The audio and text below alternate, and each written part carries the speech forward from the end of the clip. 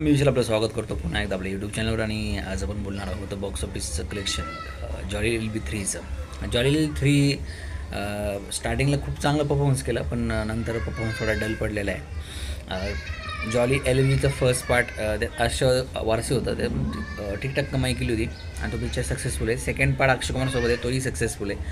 पण त्यावेळेचं जे काही कलेक्शन होतं ते एकदम जबरदस्त झालं होतं, म्हणजे त्या टायमानुसार. आता ह्या टायमात थोडंसं जास्त पाहिजे नव्हतं आपल्याला, पण पहिल्या दिवशी जर बघितलं कलेक्शन तर 12 करोड आणि 50 लाखाचं कलेक्शन केलं. दुसऱ्या दिवशी शनिवारी 20 करोड 60% ग्रो झाली आणि संडेला 21 करोड.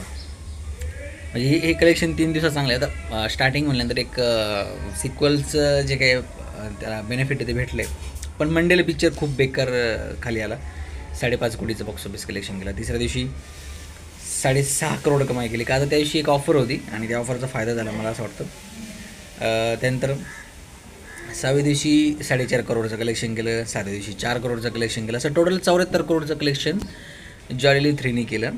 त्याचा आठवडा संपवला आणि त्याच्यानंतर मग फ्रायडे, तर दुसऱ्या फ्रायडेला 3 करोड आणि 75 खूप कमी कलेक्शन झालं. आणि सॅटर्डेला असं जो काही डिटेल येते आहे, म्हणजे रफ डाटा जर बघितला आपण, तर एस्टिमेटेड आहे 6.5 कोटीचं.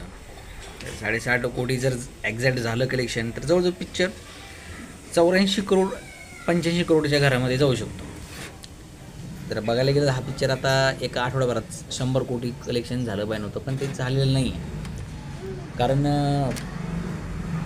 बऱ्याच ठिकाणी आता पाऊस असेल किंवा काय पब्लिकला म्हणजे काही गोष्टी नाही खेचल्यात त्या फिल्मकडे.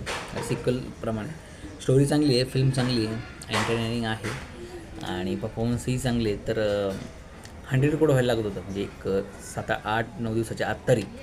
जे काही झालं नाही. अक्षय कुमारचे 4 दिवसात पिक्चर 100 करोड क्रॉस करतात.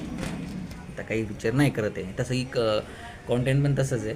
काही मास पिक्चर नाही खूप मोठा, त्यामुळे हळूहळूच कमवेल. आणि जॉली बी टूचं जे लाईफ टाईम कलेक्शन होतं तेच 120-130 करोडच्या घरामध्ये, त्यामुळे लाईफ टाईम ते क्रॉस करेल असं मला तरी वाटतं.